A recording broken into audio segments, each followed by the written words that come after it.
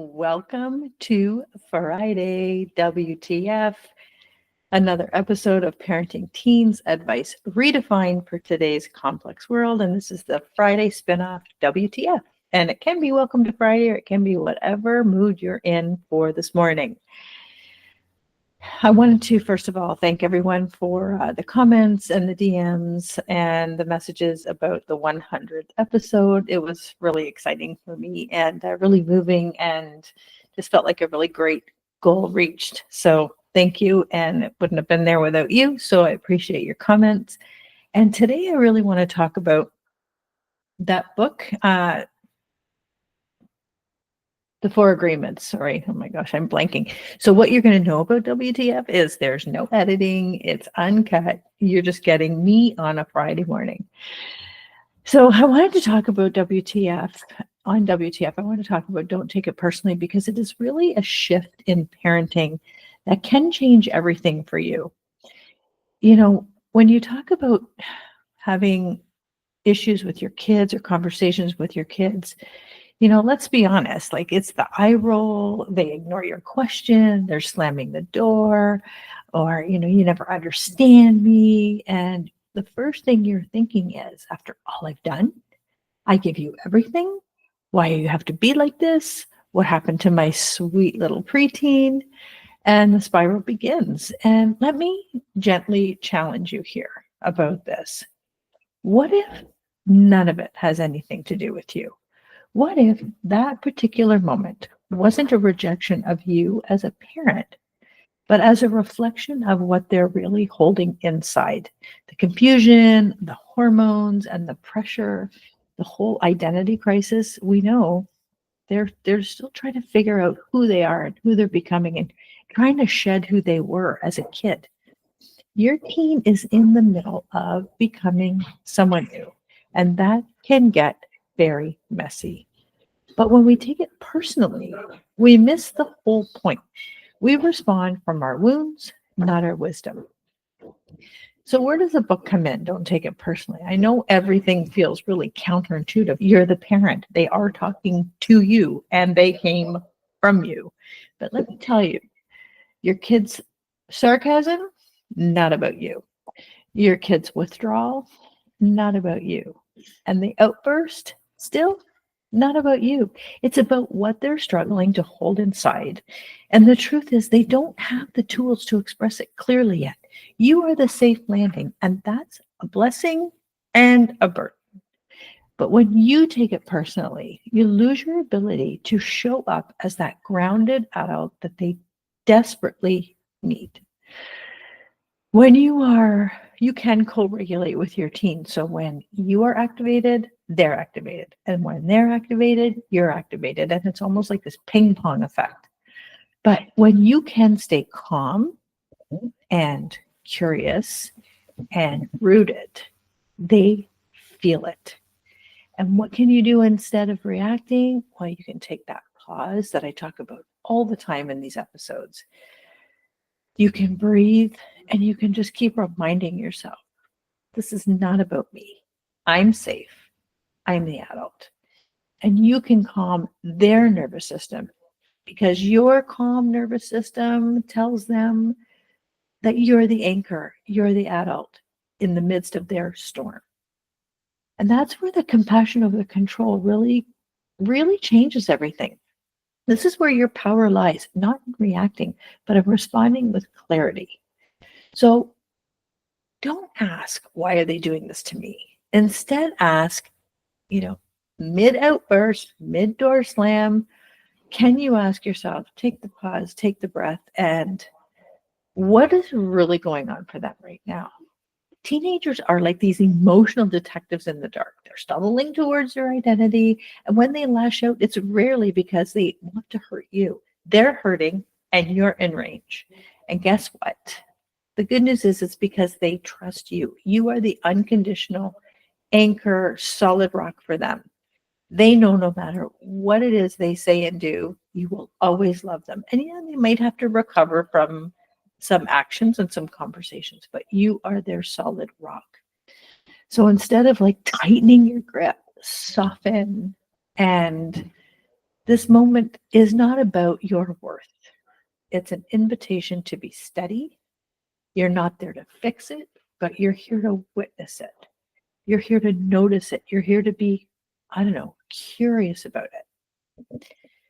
And when I talk about so many times in the podcast, I say there's a lot of strategies we can put on a lot of specific issues for our teens, but it's really not them. It's you. And that's where the magic happens. That is not a slam. It's where the magic happens, because if you're feeling triggered by your teen, many times it's an invitation to look inside and say, okay, well, what is this that stings so badly? What is it that is really triggering me at this point? If their defiance makes you feel invisible, can you go back and say, where have I felt like totally dismissed before and unimportant, like I didn't have a voice?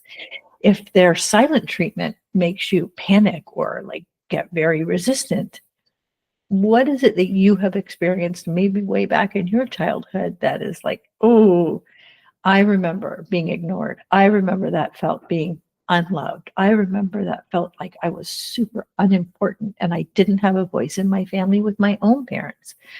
They're not easy questions, but they're very powerful, because when you stop taking it personally, you create space for your own healing. That's why I say in my work, it is not them, it's you. And again, I'm not blaming, it's empowering, because when you shift, everything can shift. So here's 3 grounded tools to practice. Don't take it personally this week. Have a phrase ready. You know it's going to happen. If it's happening every day of the week and all day long, you know it's going to happen. It's predictable. Just remember, this is their storm, not mine. I'm the lighthouse. I'm not the waves. This is not about me. Put it on a sticky note, stick it on your fridge, stick it on your computer screen, stick it on your mirror in the bathroom, and then create space. So when the tensions are rising, can you step back literally and emotionally and say, I want to hear you when you're ready. I'm here. That pause, that is parenting gold. Not only does it give you a minute to regulate yourself, but our kids are not, much as they very rarely listen to us, they watch us. So when your kid sees you take a pause and be able to reframe what it is you want to say, and you don't have to be their dartboard. You don't have to be standing there taking their jabs. You can say, we can come back to this. You can take your pause. You can exit, but let them see you do that, because it gives them permission and it sets an example that they can do this too. And then when things calm down, you can say, hey, that earlier explosion felt really hard.